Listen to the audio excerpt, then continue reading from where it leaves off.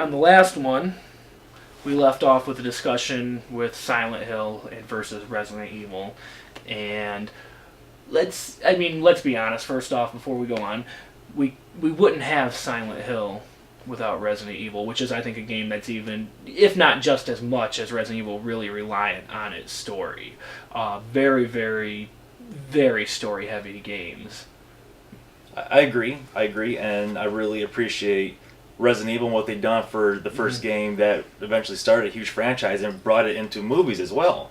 Now we're seeing the last movie being in production-wise, and let's hope the last movie being in production. I know. I think along with movies and video games, when they go and try to tie the two together, it's really difficult if they try to make a movie and then bring out a video game that's based right off the movie. But in this case, they had a video game, and they based everything in the movies off of that video game. But most things. I think it really spiraled out of control. Same with the Silent Hill movies, too. It gets spiraled out of control because the thing is they want to continue that train going. This is why I said Resident Evil is a cult following, because they have a movie franchise, and not to mention all the merchandising stuff that's come out over the past 15, 20 years for Resident Evil alone. You know what I mean?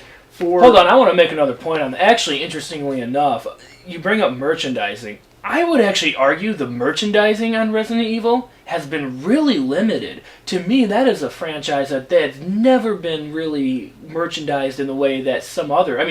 Kingdom Hearts, to me, there's no way Kingdom Hearts isn't anywhere near the number of units sold as a Resident Evil franchise. But man, you go anywhere, there are just tons and tons of T-shirts, action figures, and all kinds of stuff for it. It actually depended on the time that you went to go look, because these things are seasonal. You know what I mean? That is true. Especially when the movie's out and it's hot and everything else like that. Stuff is out there, trust me. You can go on the internet and type in Resident Evil merch, and a shit ton, millions upon millions. You are right. When there's a game coming out, you're going to find more merch. Granted, you'll find it more in real life around the time the movie's out, but the thing is, you'd have to go online to find it nowadays. But there is so much stuff licensed for Resident Evil, it's just insane.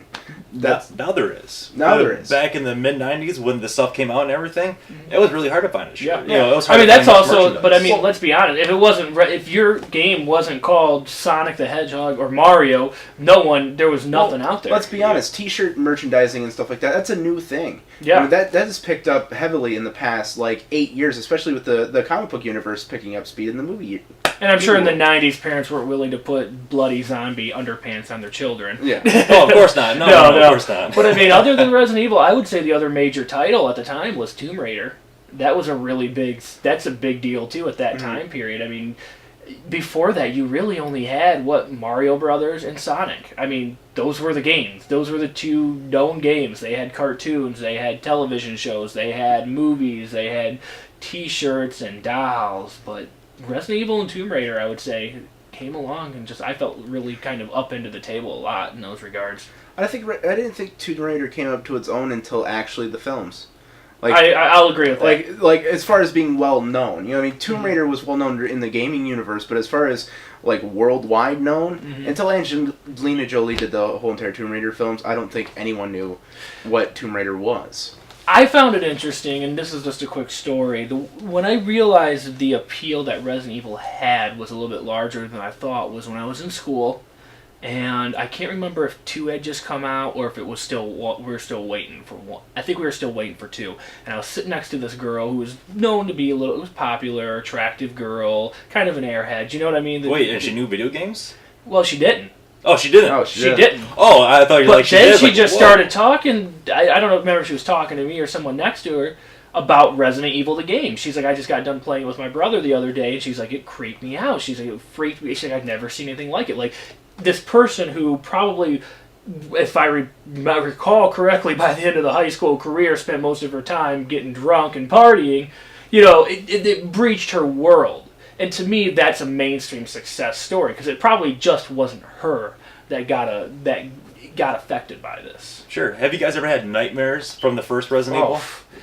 Oh man, I could tell you my first time. We used to rent the PlayStation because I just didn't own one. But the back when Blockbuster used to actually rent them out. Yeah. Everyone rented them out. We rented that, and I remember Resident Evil was still in the big black PlayStation box.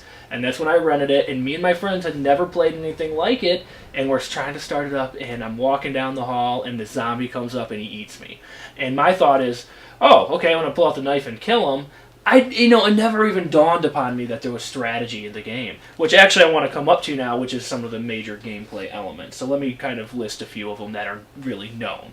All right, when you begin the game, you choose between one of two characters, whether it be Chris or Jill, and their attributes are different depending on whoever you choose, and their storyline's different, which is actually pretty big at that time. I say pretty big for the mid-90s, yes. Really big. You felt like you were getting two different games. I mean, you did the same stuff, but you felt two different You eventually stories. made almost to the same conclusion, but you had different storylines. And what's great about that, real quick, you got two different games, one from each person, and you didn't have to pay for DLC. I know. Oh, There's man. no season passes. Yeah.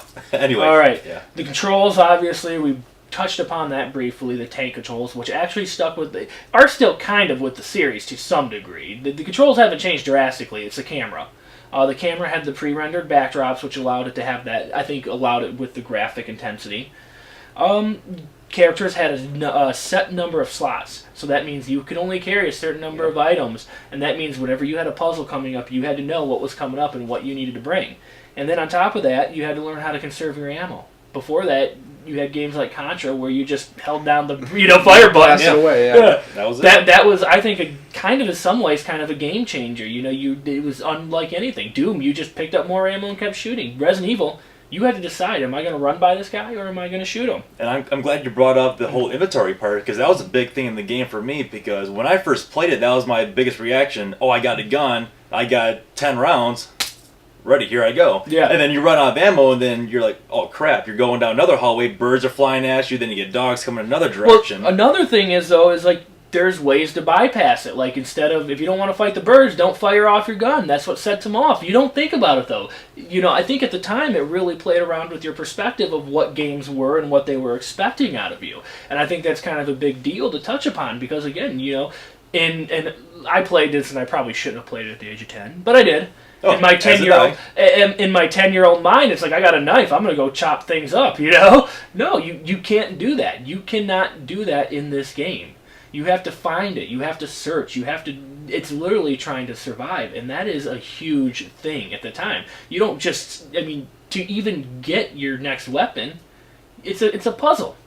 I think sound effects are really good add-on to this game, and also music as well. Those are like two big here factors. Oh. You could be walking just down a hallway and nothing would happen in that hallway. You would cue something where if you walk past this door, that's when the music starts up. But maybe nothing happens, but you're just like, oh fuck, I'm looking around, I'm waiting for something to happen. Man, you hit the nail on the head with that. You are right on the edge of your seat when it comes to that music. Yes. I was playing it the other day, and I know what's coming. I'm just walking along, and you hear the scratching, and it's like, oh man, is that something coming at me? It isn't. I already know because I killed everything in the room. But I just, in the back of my mind, you're right, and I think the soundtrack really deserves a little bit of a just fantastic soundtrack. I agree. The game likes to keep you in a sense of awareness of fear and heighten alertness at all times, and it keeps your blood pumping because you don't want lulls in the game because then it just becomes boring. You want to keep that heart rate flowing the whole entire time, and once it gets to another point, it just jumps it up to another level. Yes. That's what game progression nowadays in most horror games been going on. Steve maybe played the first Dead Space, and I hate scary games. That's who I am. It's weird though because I've made a weird disconnect. I never was afraid of scary games. I played Doom 1 on the PC down in my basement, all the lights off, all the way turned up, just going at it. And I played other scary games, and I played freaking, what was it, Silent Hill with you for the first time? Yes, yeah, and then PlayStation 1, yeah. Never wanted to play another scary game ever again in my life, because I just had horrible nightmares playing that game at his house in a thunderstorm. Yeah, so I just... Makes your skin cringe. Well, it's different because I could watch the horror genre and scary movies and stuff like that, and I can go through haunted houses, not a problem. But something at the video game, it makes you feel like you're actually there and your life's depending on it the whole entire time, and that's where they want to get you, and that's where they got me. I'm really shitty as far as with horror games go, but I don't know. I think they pull it off as far as a person of my standpoint, but most people just play it like it's nothing. It doesn't really affect them. All right. Well, with that one, we're going to go ahead and wrap it up on this particular video. I think I want to do one more on this because a couple more points were brought up. So I think in the next video, we're going to talk a bit about Nate's fear. And final thoughts. Yeah, And we'll do some quick final thoughts to wrap it up. All right, guys?